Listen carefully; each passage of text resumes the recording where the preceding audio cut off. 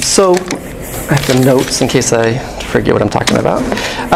So I'm a DevOps Engineer at Kaiser. A little bit about me is I've been doing computers. My first installation of Linux was in 1992 on a 486. And since then, I have really liked Linux, and I spent a lot of time with that. OS is my choice. But 10 years in the Bay Area, 5 years as a locksmith, and then 5 years back doing DevOps. Mainly being a Linux sysadmin. I really enjoy it.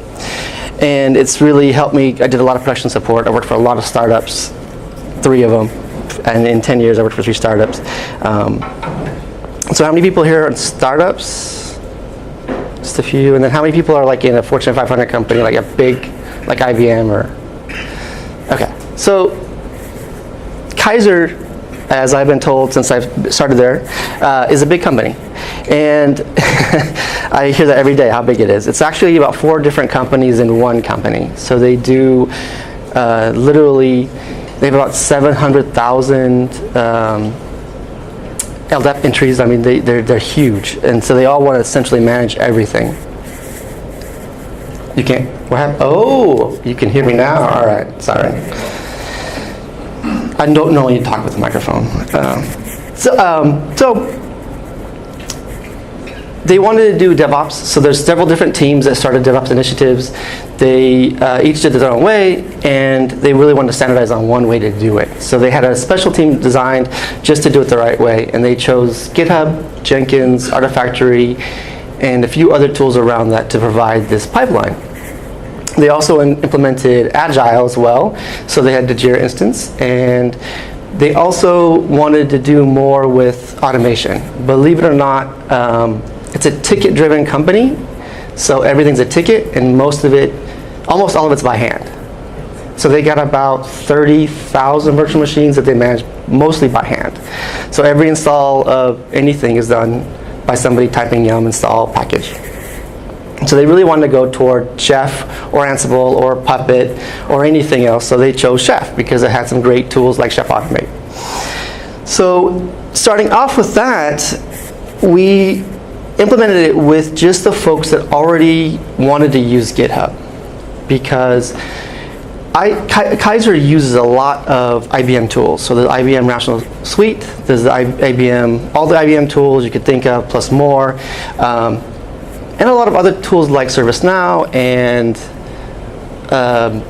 Remedy and Epic and a bunch of tools like that. So each team can choose whatever tool they want to use.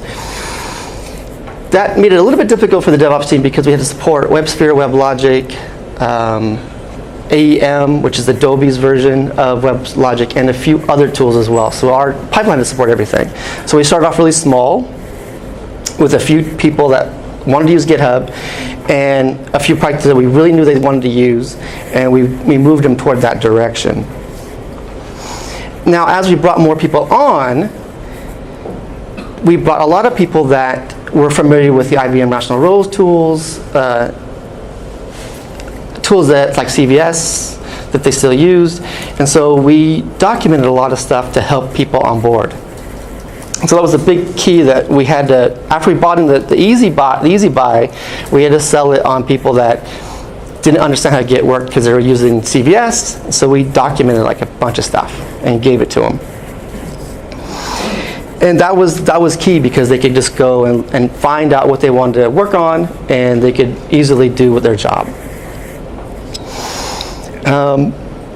We also provide a lot of sample code that you couldn't copy and paste because that's a very popular thing to do. So our wiki pages have all the code, but if you copy and paste it doesn't work. You have to put in your other variables. But if we would have put in exactly what we wanted, then we would have got a lot of people coming back and saying, your code doesn't work. And I'm like, well, yeah, you didn't change out the directory you want to install it into. So that's the biggest thing I learned is everybody likes to copy and paste. So don't do that.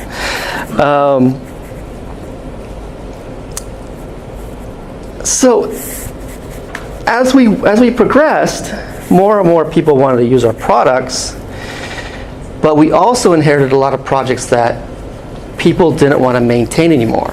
So I I would get a call from somebody saying, I know you're an expert at Jenkins, can you help me with my stuff? And I'm like, well, who's your Jenkins admin? And they're like, well, I installed it, so it's me. So I'm like, okay, well, all right, let me help you with that. So we ended up inheriting more projects into our pipeline slowly.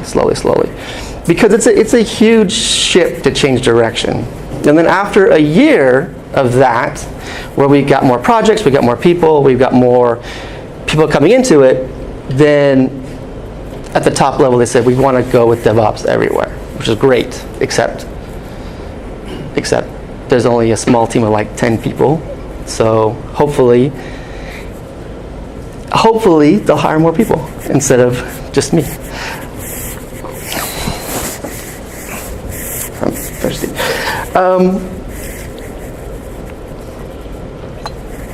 Okay.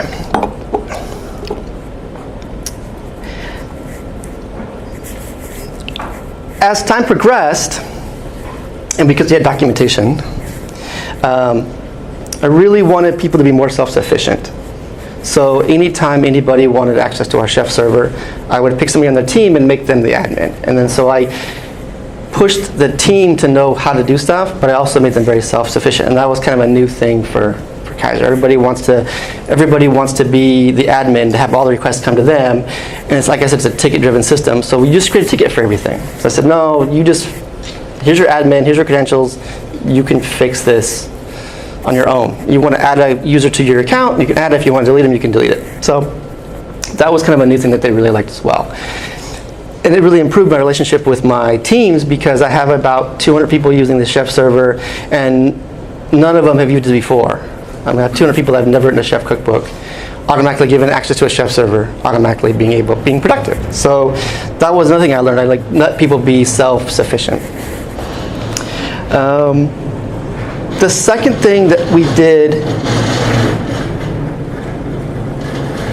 was really had a production mindset. Because I've been in production in so long, I had a production mindset. So instead of just installing an application and leaving it, I asked about log rotation. I asked about accounts. I asked about updates. I asked about how do we update it? How do we do this? How do we do that? And there was really, on my team, there was really like no concern because they're like, we don't really do that. We don't do that. That's not what we do at the beginning. So there was a big push from me and our team to like understand, like if it's going to be in production, it's got to be backed up and have log rotation and have accounts and have updated. And so after running the whole pilot program and then the initial users, we got about 800 users using our pipeline, which is not very many. Maybe out of maybe 50,000 employees, that's not too much. But they've had a lot of success with it. So they've really enjoyed the fact that our stuff is up and running and they can use it and it's easy to talk to. So that's been a huge win for us at Kaiser, because before that there was no dashboards about releases, there was no real easy way to look at where stuff is at. So those are the two things I wanted to mention: documentation and like a production mindset. How do we make sure these things stay up? Now, the last thing was like the future stuff, but I have talked a little bit, and I want to open up for like questions at this point because I want to take another drink of water, actually. So, anybody have any questions so far? Sure. How big was your DevOps organization? Because you mentioned that the Kaiser had 50,000 employees. So, how many peers do you actually have to work with? So we started off on our team. We started off with 5 people: 2 project managers, me, and then 2 other Kaiser employees, and an intern. It's a small group, and it was just proof of concept. So they didn't know it was going to succeed or not. There was actually several other initiatives as well as going on. Several different teams had their own version of DevOps, and they were bigger teams, like maybe 10 or 12. Which is good, but it takes a lot to buy in. I mean, it's a company that likes it's hard to change at Kaiser because you deal a lot with PII. They're multi-state, so they have different rules for different people. They have different rules for different states, different marketing systems. They have different systems that tie into their systems. It's about I don't know how old it is, but it's an old company, so they have a lot of legacy stuff and a lot of lifers. There's a lot of employees that have never left. I use Kaiser, and my person I just see, she retired after being at Kaiser for 50 years. So she was already missing it. So that's kind of how it is in tech. That's kind of how it is all around Kaiser, actually. So thank you for the question. The other big thing that I wanted to make a note of was they're very forward thinking about technology. And so they do want to go to the cloud. And they do want to go to Docker, and they do want to go to Kubernetes. But like I said, they have a lot of PII, personal identifiable information, and PHI. So they're really slow about implementing those changes. The fortunate thing was the projects that we picked do not have any of that data. So we don't have to worry about any of that stuff with our machines, but it's still a big requirement to have everything documented. So, any other questions? Sure. Yeah. First question is, what is the main trigger to the Kaiser basically to invest more in DevOps?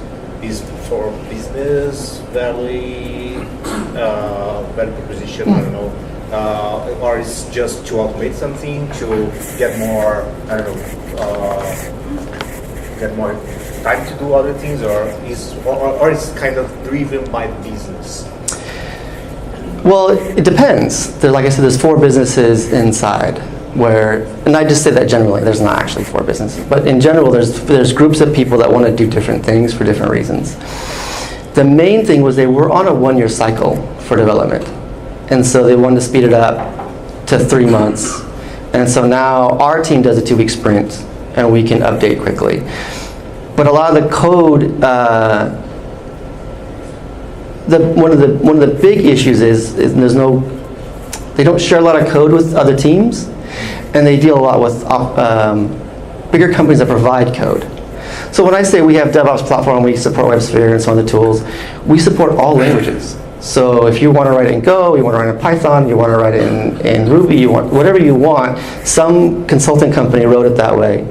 We get it, and then we have to push it through the pipeline. And there might not be resources for people to understand how that works. Like, no one knew what PyPy was. Well, that's fine. This is the first Python project they had. So that was the real impetus. They wanted to release faster, and they really wanted to put more emphasis on services they can offer to their customers, clients. I don't know what you would call patients. I guess patients. I call them customers, but so you have to provide that with them. One of the projects that we did was Fitbit, so they have a Fitbit integration, which is great. You have to sign off a lot of waivers to get access to that. You've got to sign off access to the server, it's personal information, who can access it, how do they want to access it. So it's a process heavy, and so we're trying to lighten that process up by being more agile. It just takes a while. Well, the great thing about DevOps is when you do it correctly, you can do a fast release. So when I upgraded my servers, I just changed a JSON attribute from the version I wanted to the version it was to the version I wanted. The rollback was to change the version back. And so the whole process is to validate and all that stuff, and it took me 20 minutes to do it. And then the ticket was only 1 line. So this is the roll forward, this is the roll back, I run chef client, and I'm done. And that's kind of unheard of at that level. They're like, it's a 20-page document, it's explanations, it's the rollback plan, a database backup plan. I'm like, I don't have to worry about any of that. I just change 1 entry. So that's why they like it so much, And the other interesting thing dealing with a bigger company, if you guys ever do get a chance to work for a big company, you learn how to document everything. Like, what are you doing? How are you doing it? And I didn't know this, but all the documentation I wrote, VPC, everybody above me sees it. And it's great because I have it written, and it's great because I can explain it. But as a doer, it's nice to actually document what you do. because they want to know what you did and how you did it and all that stuff. I don't have any funny stories except for we had a problem with Jira for a while, and we were actually caching the entire LDAP server into Jira, so we were constantly running out of memory. So we had to get that fixed because it was crashing like every day it would crash. So don't do that. Don't do that. That's the one thing I learned right off the bat.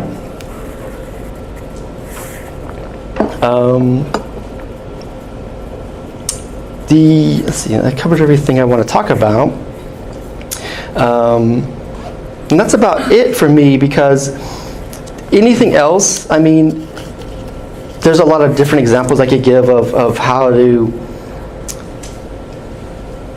So there's a bunch of things that we did as a team that we're constantly learning from each other.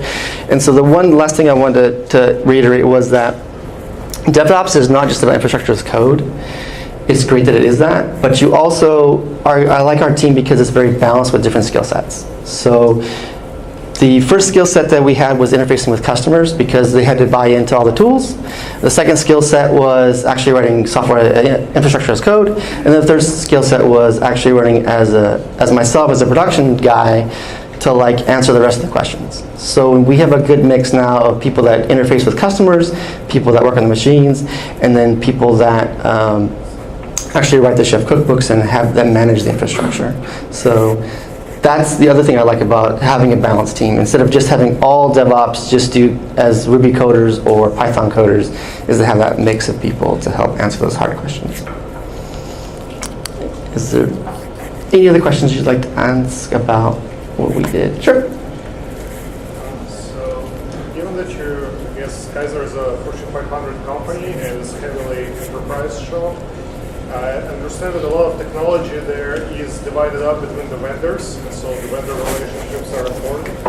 But at the same time, you mentioned LDAP, which is usually an implementation of the open source technology. So how did you manage how did the company like Kaiser, which is heavy in enterprise, how did it manage to implement actual open source technology in production? Because I assume there would be a lot of red tape and a lot of interest and maneuvering you have to do in order to put it out there. So do you mean like Red Hat, or do you mean like Jenkins? I mean more like OpenLDAP or anything that's open source or Jenkins, sure. Yeah, because with Red Hat you can do enterprise, and with Jenkins it's a bit less enterprise. So the way that we did it as a team was we purchased everything. We purchased CloudBees, Jenkins, Artifactory, SonarQube, GitHub Enterprise. We use GitHub Enterprise. And so we don't really have any open source. We do Red Hat. You can't really put something out like OpenLDAP. So we do all of Microsoft stuff. You just can't have it go down because you can't have it go down because people rely on the systems in the field, they rely on those systems to keep people alive. So you can't say, oh, there's a bug, I just checked in a code fix on GitHub, I did a pull request, I merged it, I compiled it, and I pushed it out. You don't do that. You have code review meetings, you have, people's lives are on the line. So we haven't really implemented a lot of open source stuff. We have vendors that support our stuff. And CloudBees was great. They've supported us through all of our stuff. Artifactory is also great. The support's fantastic, and they've helped us out a lot. And we can ask them anything, and we send them emails, and they're great people to work with. So having nobody to rely on is not optional.